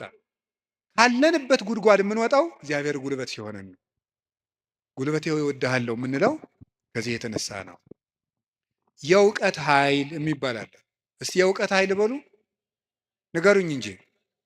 ስለዚህ ቅድስና ለሰሩት ለእነ አቡነ ገብረ መንፈስ ቅዱስ ጉልበታቸው ማን ነው? ንገሩኝ እንጂ። አቤት አቡነ ገብረ መንፈስ ቅዱስ 562 ዓመት ምግብ ሳይበሉ ኖረዋል። ውሃ ሳይጠጡ ኖረዋል። እግዚአብሔር አስችሏቸዋል። ምንም ሳይበድሉ እንደ መልአክ ንጹሕ አእምሮ ነበራቸው እሳቸው። ስለዚህ ምን ብለው ይዘምራሉ? አቤቱ ጉልበቴ ሆይ። ደግሞ እኔና እናንተን የመሰሉ ሀጣንም ደግሞ አሉ። ማርያም ግብፃዊት አለች። ኢየሩሳሌም ስትሄድ በግብፅ አመንዝራ ኢየሩሳሌም ስትሄድ ደግሞ የምታመነዝርባቸው ወንዶች ልታገኝ ነው ሄደችው። ሰዎች ኢየሩሳሌም ሊሳለሙ ሲሄዱ መርከቡ ውስጥ መሳፈሪያ ሳንቲም አልያዝኩም፣ ክፈይ፣ አልከፍልም፣ እኔ ከፍላለሁ፣ እንዴ ከፈለግ ከኔ ጋር ተኛ እያለች ሰውነቷን ለመርከብ ዋጋ የምትሸጥ ሰው ነበረች። እሷ ሰው ሁሉ ወደ መቅደሱ ሲገባ ደጅ ላይ ያለ ስዕል ግን እሷን ይገፋት ጀመር በኃይል። ቆማ ስታለቅስ የእመቤታችን ስዕል አየቻት። ወደ መሐሪው ልጅሽ ንገሪልኝ አለች። ከዚያ በኋላ እንድትገባ ተፈቀደላት። ወደ ዮርዳኖስ ማዶ ሂጂ፣ በዚያም ለነፍስሽ ረፍት ታገኛለች። ሄደች። ቤተ መቅደስ ውስጥ ቤተክርስቲያን ለመግባት ቅጥሩን ለመግባት ጉልበት ያልነበራት ግብፃዊቷ ዘማዊቷ ማርያም ክርስቶስ በምሕረት እጁ ከነካት በኋላ ግን ምን ሆነ? ቅዱስ ዞሲማስ ሲይዝ ከመሬት አንድ ክንድ ቆማ ስትጸልይ ነው ያገኛል። እንደዚች ያለችው ሀጣንም አቤቱ ጉልበቴ ሆይ እወድሃለሁ። አገርህን ከማሸነፍ ልማድን ማሸነፍ ይበልጣል። ክፋትን ቆርጦ መጣል ከባድ ነው። ሰንሰለትስ ወይ ቆርጠው ይጥሉታል፣ ወይ ፈልቅቀው ይጥሉታል፣ ወይም ደግሞ ያሰሩ ሰዎች ተመልሰው በሌላ ቀን ይፈቱታል። የኃጢአት ሰንሰለትን ግን እግዚአብሔር ካረዳን መፍታት አይቻልም። እና ለዚህ ነው ቅዱስ ዳዊት ጉልበቴ ሆይ እወድሃለሁ ያለው። ለንስሐም ጉልበታችን እግዚአብሔር ነው፣ ለንጽህናም ጉልበታችን እግዚአብሔር ነው፣ ለእውቀትም ጉልበት እግዚአብሔር ነው። የእውቀት ኃይል የሚባለው እሱ ነው። እውቀት ባዶውን ሲነገር ኃይል የለውም። አንዳንድ ጊዜ ይህንን እኔም አስባለሁ። እውነት ለመናገር መቼስ ተያይዘን ከምንጠፋ አንዳችን ተናጋሪ አንዳችን ሰሚያን እንተጋገዝ ተብሎ ነው እንጂ እውነት ለመናገር እኔን የመሰለ ሰው እዚህ ቆሞ መስበክ አልነበረበትም። መስበክ ያለባቸው እንደነ ቅዱስ ዮሐንስ አፈወርቅ ያሉ ቅዱሳን መምህራን ነበሩ። ፍጹም አባት ነበር መስበክ የነበረበት። ቅዱስ ባስልዮስ ዘቂሳርያ ሲያስተምር ከአንደበቱ የሚወጣው የእግዚአብሔር ቃል እንደ እሳት ላንቃ እየተቆረጠ በምዕመናን ትከሻ ላይ ሲያርፍ ይታይ ነበር። ቃሉ ከመነገሩ የሰሚዎቹ መለወጥ ይቀድማል። ይሄ የእውቀት ኃይል ነው። እውቀት ኃይል የሚያገኘው አብዝተው ስላጠኑት ብቻ ሳይሆን እግዚአብሔር አብሮ ሲቆም ነው። እና እውነቴን ልንገራችሁ፣ አብዝታችሁ ጸልዩልን፣ ቆመን እንዳናበላሽ እንዳንጠፋም፣ የምንናገረው ኃይልም እየመጣ በእናንተ ላይ እንዲለውጥ ብቻችን እንዳንቆም እግዚአብሔር አብሮን እንዲቆም የእውቀት ኃይል የሚባለው እሱ ነው። ቅዱስ ጎርጎሪዎስ ዘኑሲስ የኑሲሱ ጳጳስ ጎርጎሪዎስ ሀገረ ስብከት ላይ ሲመደብ ጥቂት ክርስቲያኖችና ብዙ እምነት የሌላቸው ነው የነበሩት። እሱ ካስተማረ በኋላ ደግሞ የማያምኑት ቁጥር የቀድሞዎቹ የክርስቲያኖችን ቁጥር አክሎ ክርስቲያኖች ደግሞ የቀድሞዎችን ኢአማንያን ያህል በዝተው ነበር ይባላል። ብቻውን ሙሉ አውሮፓን የለወጠው ኃይለ መንፈስ ቅዱስ ያደረበት ብቻውን አንድ ጳውሎስ ነበር ክርስቲያን ያደረገው መጀመሪያ። ለዚህ ነበር የመንፈስ ቅዱስን ኃይል በመግለጥ እንጂ በቃላት ማባበል አላስተማርኳችሁም ይላል ቅዱስ ጳውሎስ። ጆሮአችሁ ይሰማል? የመንፈስ ቅዱስን ኃይል በመግለጥ እንጂ በቃላት ማባበል አላስተማርኳቸውም ያለ ቅዱስ ጳውሎስ። ስለዚህ በእግዚአብሔር ኃይል መጣው እንጂ ቃላትን በማሳመር አልመጣሁም የሚለው ለዚህ ነው። ኃይለ እግዚአብሔር ለእውቀት ያስፈልገዋል። ብቻቸውን ሀገር የሆኑ ሰዎች አሉ። ከእውቀታቸው ላይ እግዚአብሔር ቆሞበት። ቅዱስ ዮሐንስ አፈወርቅ ብቻውን ቁስጥንጥንያ ውስጥ የሚያበራው ምሰሶ፣ ቅዱስ ያሬድ ኢትዮጵያዊው ብቻውን የቤተ ክርስቲያን ትጥቅ ሆኖ በየማህሌቱ ብቻውን ቆሞ የኖረው እውቀቱ ውስጥ ኃይል ነበረ። አንቀጸ ብርሃንን እኮ አክሱም ጽዮን ውስጥ ገብቶ ሲጸልይ ቅዱስ ያሬድ ከመሬት አንድ ክንድ አፈፍ ብሎ ቆሞ ነበር። የዚህ ምሰሶ የዚህ ብርሃን የቅዱስ ያሬድ ብርሃን በማህሌቱ ይኸው 1418 ዓመታትን እዚህ ያለው በዚህ ቤተክርስቲያን ውስጥ የእውቀት ኃይል የተጫነው እውቀት፣ ነጠላ ያልሆነ እውቀት፣ ብልጣብልጥነት የሌለው እውቀት። መማር ማለት ስማርት ቲንኪንግ አይደለም።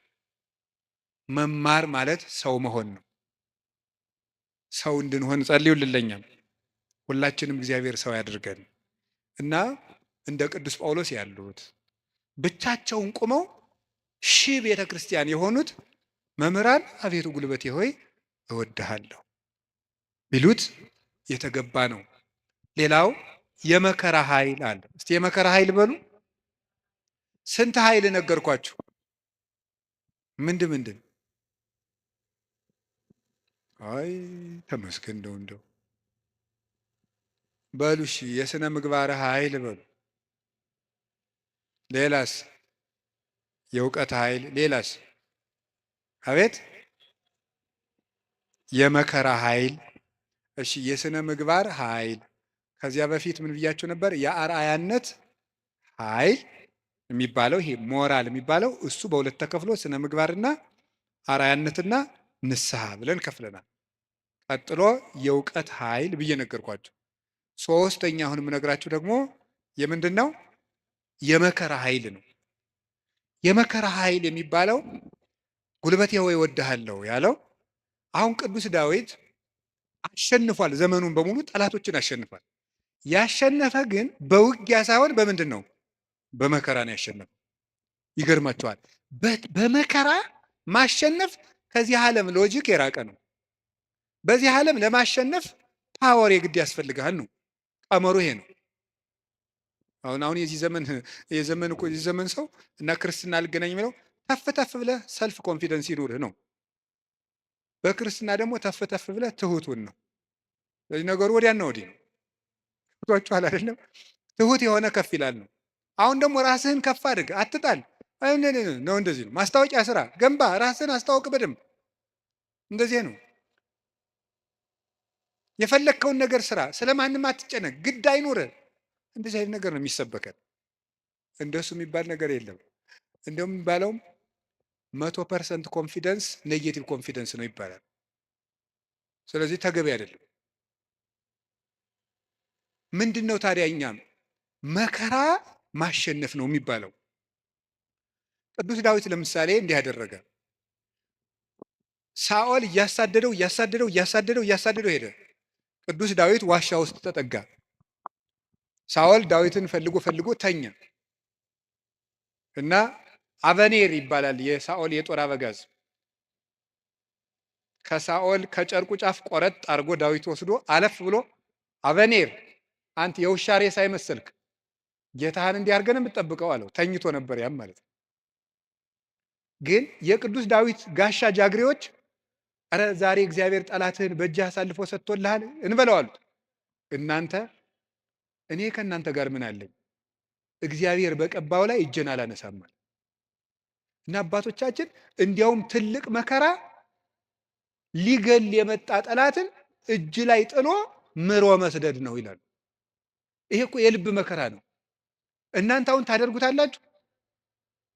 አሁን እኔ ለምሳሌ ዱላ ይዤስ እያባረርኳቸው ቤታችሁ በመጣና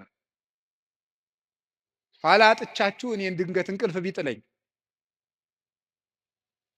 ተነስታችሁ እንዴት ነው የምታረጉት? ምንም አታረጉም። እናንተ ክርስቲያኖች ናቸው።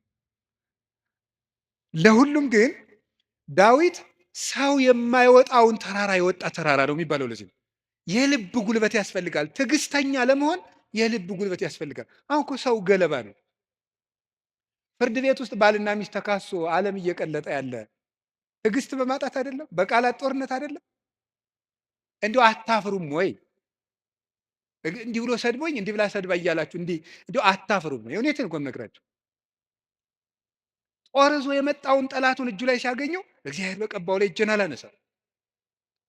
ሌላ ቀን እኮ ደግሞ ምን አደረገው?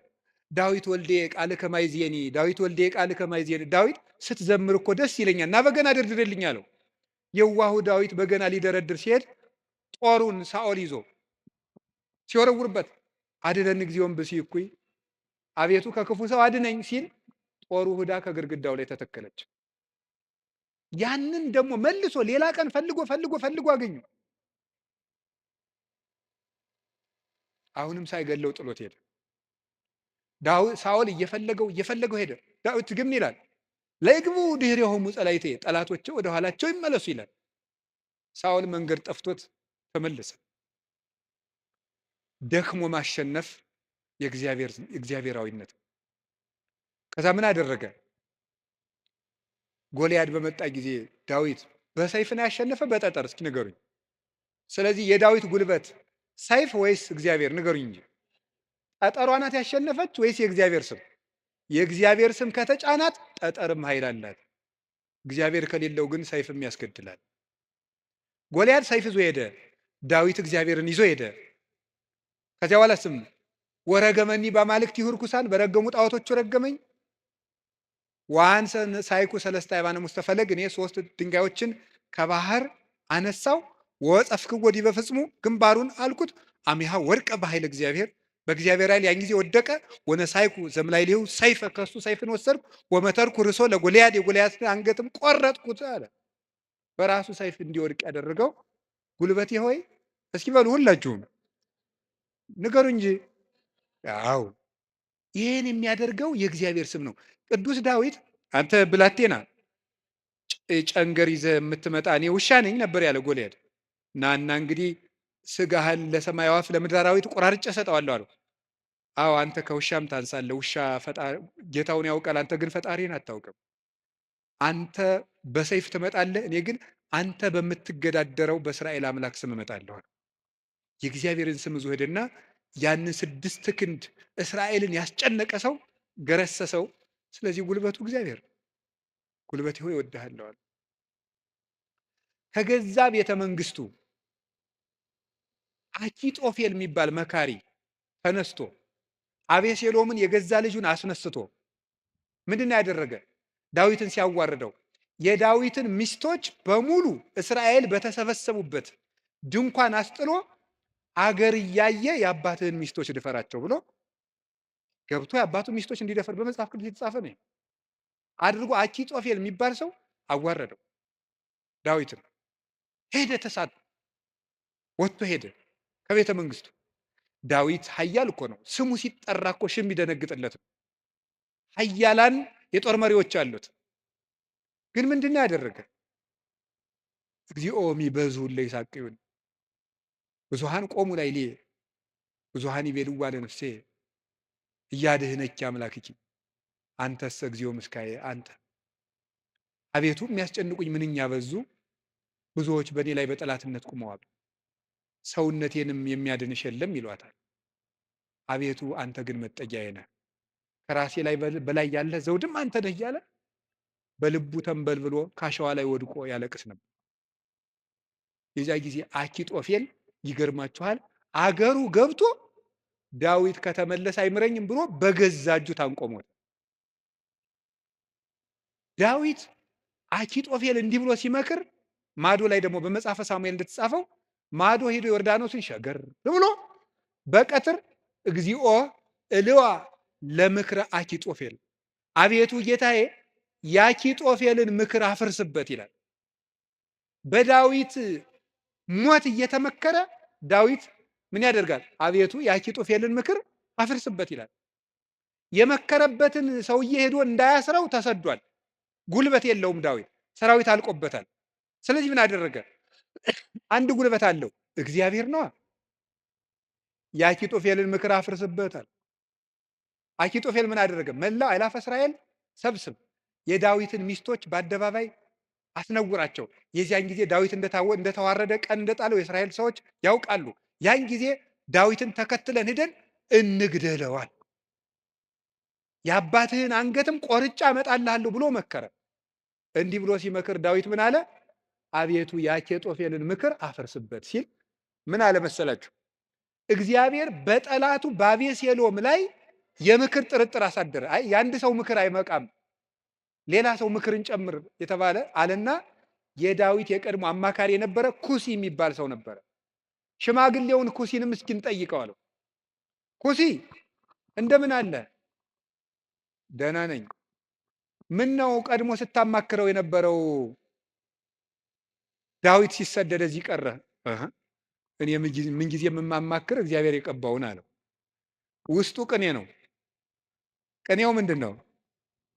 አሁንም እኮ የማን አማካሪ ነኝ እያለው ነው። አንተንማ እግዚአብሔር አልቀባም እያለው ነው። አሁንም የእሱ ነኝ እያለው ነው። ለእሱ ግን የመሰለው ምን እያለው ነው? አንተን ከሾመ ያንተ አማካሪ ሆናለሁ እያለው መስሎታል። እዛ ምን አደረገው? አኪጦፌል ምን ብሎ መከረ? አኪጦፌል እንዲህ ብሎ መክሯል። አንተ ምን ትላለህ? አኪጦፌል ቶሎ ብለን ዳዊትን እንግደለው አለ። አንተሳ ምን ትላለህ አለው። ዳዊት ምን እያለ ነው? አቤቱ የአኪጦፌልን ምክር ተናገሩ እንጂ አፍርስበት በሉ እንጂ እያለ ያለቅሳል። ኩሲ መጣና ምን አደረገ? ይቺ ምክር አንዲት ናት፣ አንድ ምክርማ አይረባም፣ ከገሌ ምክር የገሌ ምክር ይሻላል ተብሎ የቤተ መንግስት ምክር የአንዱ ምክር ተመርጦ ነው እንጂ የአንድ ሰው ምክርማ አይረባም። ስለዚህ ምክር ይመከር፣ ቆይ ውለን እንደር። አባትህ ዳዊትን ታውቀዋለህ፣ ኃያል ነው። እነ አበጋዞቹ እነ ኢዮአብም ኃያላን ናቸው። አሁን ሂደን ይፍጀነ እንዴ? ነገር ግን መላው አእላፈ እስራኤል ገና ይሰብሰቡ፣ ምክርም አበርክተን እንምከር። ከዚያ በኋላ ህዝቡን ከሰበሰብን በኋላ ዳዊትን ከተራራ ላይ ያገኘነው እንደሆነ አውርደን ከውሃው እንመጠብጠዋለን፣ ሜዳ ላይ ያገኘነው እንደሆነ እንደ በረዶ እንወርድበታለን። ይሄ ነው እንጂ አሁንም ሄደን እንፈጅ ብለህ ነው አለው። እሺ እንግዲያስ ያንተ ምክር ይሻላል አለው። በጎን ምን አደረገ? ኩሲ ዳዊትን በዚህ ባጠገብ አትደር፣ ዮርዳኖስን ተሻገር፣ ሊገልህ ሊመጣ ነው አለ። ዳዊት ይህን ሰምቶ ተሻግሮ ሄደ። ከዚህ በኋላ ምን አደረገ? ተሻግሮ ከሄደም በኋላ አቤሴሎም እሱ አባቱን ተከትሎ ሊገል በሰረገላ ሆኖ በጫካው ውስጥ እያሰገረ ፈረስ ሲሄድ ፀጉሩን አሳድጎ ስለነበረ ፀጉሩ ከዛፍ ላይ ተንጠለጠለና ሞተ። ዳዊት ግን ፈረስ ላይ አልወጣ፣ ምክር አላማከረ። አቤቱ የአኪጦፌልን ምክር አፍርስበት እንዳለ የክፎችን ምክር አፍርሶ ዳዊትን ስለታደገው አቤቱ ጉልበቴ ሆይ ሙሉት እናንተ እወድሃለሁ ያለው ስለዚህ ነው። እግዚአብሔርን መውደድ እንዲህ ያለ ጉልበት ይሰጣል። ሲሰድበው እንኳን ሳሚ ወልደጌራ የሚባል አንተ የውሻ ሬሳ ሳይመስልክ፣ መቼም ሰው የዚህ ዘመንም ሰው እንኳን እንደዛ ሳይመስል አይቀርም። አሽቃባጭነት ይበዛዋል። ማለት ምን ማለት ነው? ሁላችሁንም አይደለም፣ እነማንም እንደሆነም አላውቅም። ዞሮ ዞሮ ግን ባለስልጣንን ሲሻር መሳደብ እናውቅበታለን ነው ለማለት የፈለግኩት። ሲሾም ትንፍሽ የለም። ሲሻር ስለ አፄ ኃይለ ሥላሴ ነውር የሚወራው በደርግ ዘመን ነው። ስለ ደርግ ዘመን የሚወራው ቀጥሎ ባለው ነው። ቀጥሎ ስላለው የሚወራው ቀጥሎ ባለው ነው። ነገ ደግሞ የሚወራው ምን እንደሆነ ያላውቅም። ስለዚህ ልላችሁ የፈለግኩት ምንድን ነው፣ ቀን ሲጥለው ጎበዝ ሰውን የተሾመም ቢሻር ያጣም ቢያገኝ ከእውነት ጋር ቁሙ እንጂ ሰውን ቀንጥሎታል ብላችሁ አትሾም። እንዲሁ ለስጋም ተመልሶ ሊመጣ ይችላል። አጉል ተመልሶ ሊሾም ይችላል። ለነፍስ ግን ሰውን ቀንጥለው ምን ይላል ሰሎሞን? ቀን የሚያመጣውን አታውቅምና በጠላት ውድቀት ደስ አይበልህ ይላል። ስለዚህ ሳሚ የሚባለው አንተ የውሻ ሬሳ የመሰልክ ጭንጋፍ አለው ዳዊትን ያህል ጌታ ያን ከፍ ያለ ሰማይ እነ አቢሳ የሚባለው የእህቱ ልጅ ይሄ የውሻ ሬሳ የመሰለ አንገቱን ልቁረጠው አለ። ተው እግዚአብሔር ሰደበው ብሎት ነው። እግዚአብሔር ስደበው ብሎት ነው። ይሄ ስድብ የሚያመጣውን ዋጋ አታውቅም አለው። ዳዊትም ጠላቶቹ ሁሉ ጠፍተው መልሰው ዘመኑ ተመልሶለት ቤተ መንግስቱ ገብቶ ፈጣሪውን አገልግሎ ዘመነ ቅዱሳንን ተጉዞ የእግዚአብሔርን እረፍት አረፈ። አቤቱ ጉልበቴ ሆይ እወድሃለሁ ያለው ደካማ እንባው ጦር የተሸከሙ ጠላቶቹን ድል ስለነሳችለት ነው። አሁንም ጉልበት እግዚአብሔር ጉልበታችን ነው ማለት በአጭር ቃል ለመጠቅለል አንድ እግዚአብሔር ጉልበታችን ነው ማለት ከኛ እውቀት ውጭ የሆነ ነገርን እግዚአብሔር ያደርግልናል። ከኛ እውቀት ውጭ የሆነ ነገር ለምሳሌ አንድ ሰው ትዝ ይለኛል። እናቱ ታመው የሰማህ እንደሆነ እንዳትቀየመኝ አደራህን ጸበል ይጠመቁ ስንለው በጣም የተማረ ሰው ነው። በጣም ቆይ ጸበሉን የውሃው አይነት ከደማቸው ጋር ማች እንደማድረግና ለማድረጉን መመርመር አለብን። ትንሽ ፈገግ ያሰኛል። እና ይሄ ፈጽሞ አሁን አንዳንድም የከተማ እናቶች ሊቃጣቸው ጀምሮ ነበር አሉት። ክርስትና ሲያስነሱ ውሃ በፌርሙዝ አሙቀው አምጥተው በዚህ አጥመቁልኝ። ይሄ ቀልድ ቀልድ ይመስላል በእውነቱ ማለት ነው። እና ቆይ ክርስትና ሲነሳ ልጄን ይበርደዋል ብላችሁ ታስባላችሁ? እናቶች እንደዛ ካሰባችሁ ሞታችኋል በሉት። ሰውም አይደላችሁ። ክርስቶስን እየለበሰ እኮ ነው። እንዴት ይበርደዋል? ሰው ሲጠመቅ ክርስቶስን ነው የሚለብሰው። ገላትያ ምዕራፍ 3 ላይ ያለ የተጠመቃችሁ ሁሉ ክርስቶስን ለብሳችሁታል ማለት ነው። እና አንዳንድ ጊዜ እውቀታችን ጣልቃ ይገባና እቺ ዲግሪ ላይ አንዳንድ የተጠራቀመች ነገር ትረብሻለች፣ እምነትን ትረብሻለች። እሱን ተውትና እግዚአብሔር ከእውቀት በላይ ይሰራል። እስኪ በሉ ሁላችሁ፣ ከምን በላይ ይሰራል? ከእውቀት በላይ ይሰራል። ከኛ አቅም በላይ ያለው በእግዚአብሔር ይከናወናል። አቤቱ ጉልበቴ እወድሃለሁ የተባለው እሱ ነው። አንደኛ መጠጊያ ማለት ነው። ሁለተኛ እግዚአብሔር ከኔ አቅም በላይ የሆነውን ከተፈጥሮ ሕግ በላይ የሆነውን ነገር እሱ ይፈጽመዋል። ሶስተኛ ደግሞ የማረባ ሰው በሆንም እንኳን እግዚአብሔር እጁ ከያዘኝ ግን ትልቅ ሰው እሆናለሁ ማለት ነው። እግዚአብሔር ጉልበት ሲሆነው ውሃ ይገባና ምን ይሆናል? ጸበል። አፈር ይገባና ምን ይሆናል? እምነት። እግዚአብሔር ጉልበት ሲሰጣት የ15 ዓመት ልጅ ማንን መሸከም ትችላለች?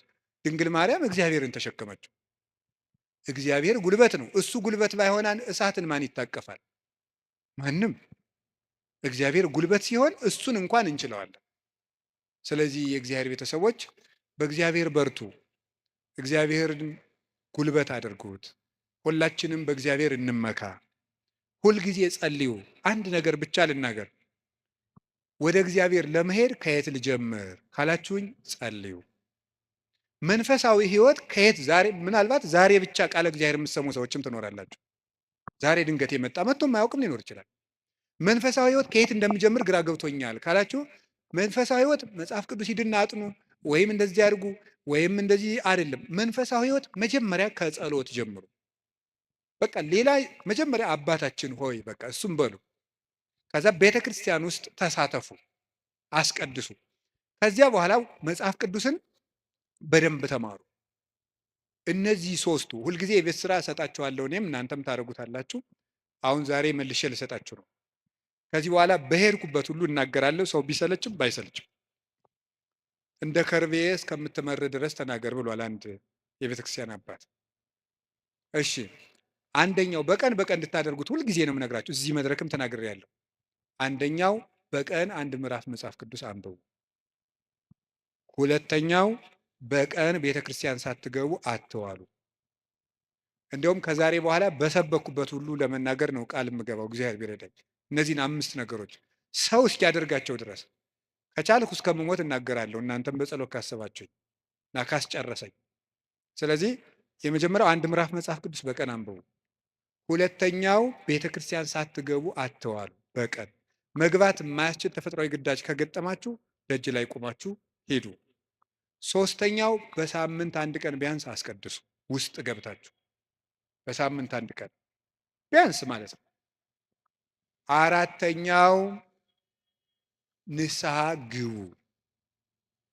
ንስሐ ግቡ። ንስሐ እንዲያውም ምንድን ነው የምትባለው? ሌላኛይቱ ከእግዚአብሔር የተሰጠችን ልደት ናት ነው የሚባለው። አንድ ልደት ከእናት አባት ተወልደናል። ሌላ ልደት ደግሞ በጥምቀት እንደገና እሷ ስትደበዝዝ ደግሞ እግዚአብሔር በንስሐ ልደትን ሰጠ። አዳም ከሔዋን እሱን የመሰለ ልጅ እንደወለደ ይላል አረጋዊ መንፈሳዊ የተባለ ሊቅ። አዳም ሔዋን ከምትባል ሚስቱ እሱን የመሰለ ልጅ እንደወለደ ክርስቶስ ከንስሐ ማህፀን እሱን የመሰሉ ልጆችን ይወልዳል ይላል። ደስ አይላችሁም? አዎ።